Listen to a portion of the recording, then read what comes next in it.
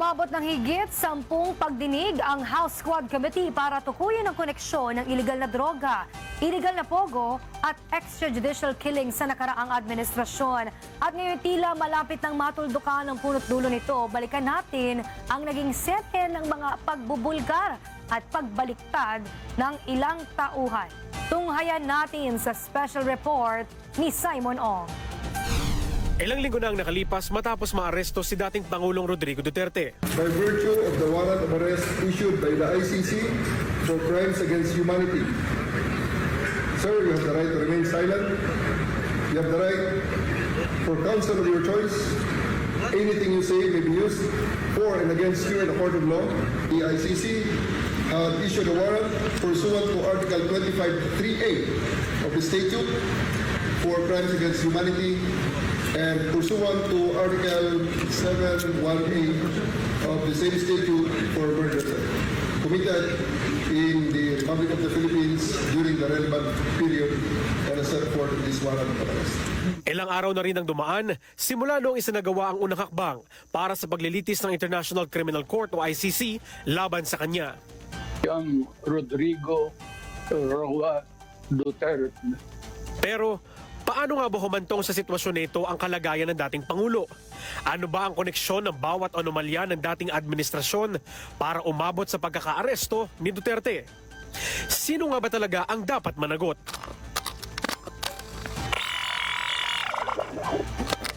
Okay, good morning.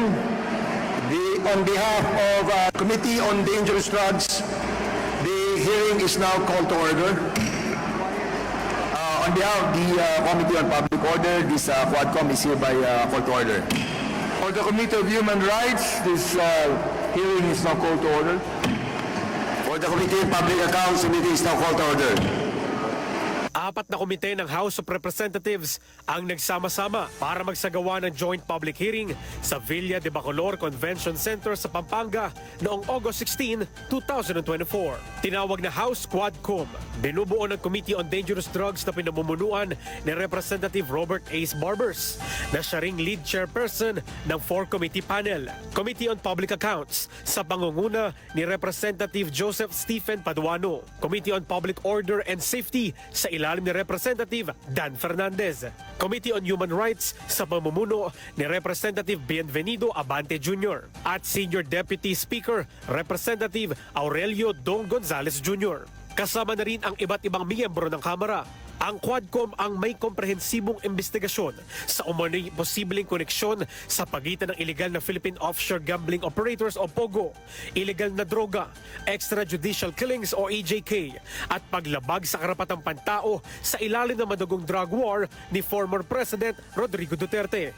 Ng POGO, I will assure under my oath of office as President of this Republic, as elected by you, yung pogo na yan, malinis yan, malinis yan.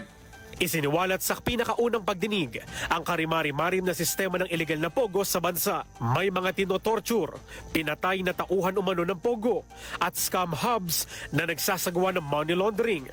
Gayun din ang mga ninakaw na identity para makapagnegosyo, makapagmay-ari ng lupa at maluklok sa pwesto. Adikain ng panel, natuldukan ang ganitong mga gawain na nagdudulot ng mga karumal-dumal na krimen sa bansa. Iba't ibang pangalan ang lumutang sa pagdinig. Mayroong nasa posisyon, mayroon noong nakaupo bilang leader ng ahensya at mga malalapit kay Duterte. Story, and I think it is incumbent upon us to hear this recantation because I think, Mr. Chairman, we will be able to find out why this Michael Yang is always in the discussion of the different committees that we are conducting. Lumantad sa pinakaunang public hearing si Jimmy Guban, former customs agent. And I undertake to tell the truth and nothing but the truth. Dito, isinawalat ni Guban kung sino ang namamalakad umano sa daloy ng droga sa bansa noong administrasyon ni Duterte. Ngunit hindi niya na ibahagi noon dahil sa bantang ibinabato sa kanya. The worst, Your Honor, sinabay niya pa pati anak ko. Alam namin kung nasaan yung anak mo. Sa Makati, madali kidnapin yan. Your Honors, alam niyo po ba kung sino yung mga tao na ayaw niyang ipabanggit? Na na halos doon pa lang gusto na ako sipain, bugbugin. Si Pulong, si Mans, si Michael Yang, at ang sabi niya pa, mga kaibigan niya ni Bini, Antiporda, magkakasama yan, hindi mo ba iisang pamilya yan, palagi yan sa Malacanang. Isang congressman, isang asawa at isang presidential economic advisor ang nagsagawa ng pagbabanta ayon kay Guban.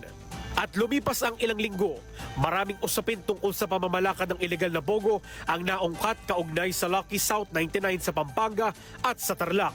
Pati na rin ang korupsyon sa ilang ahensya ng pamahalaan sa ilalim ni Duterte. Dito rin unang humarap ang dating presidential spokesperson ng nakaraang administrasyon na si Attorney Harry Roque. Pati na rin ang kanyang lantarang kaugnayan sa Pogo. Gayun din si Bureau of Corrections Senior Superintendent Gerardo Padilla na nagsilbing warden ng Davao Prison and Penal Farm simula 2015 hanggang 2018. Na nagsiwalat na ulo umano si dating Police Lieutenant at General Manager ng PCSO Royina Garma ng reward system na sa bawat pagpatay sa giyera kontra droga, pati na rin ang pagpatay sa big-time Chinese drug lords.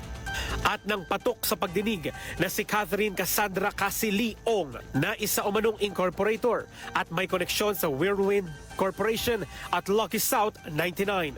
Pati si Alberto Rodolfo A.R. de la Serna na personal na alalay ni Roque at iba pang personalidad. Tutukan sa susunod na report kung paano nagdugtong-dugtong ang mga lumabas na pahayag hinggil sa mga maanumalyang gawain sa ilalim ng Administrasyong Duterte. Para sa totoong balita sa Bagong Pilipinas, Simon Ong, Congress News.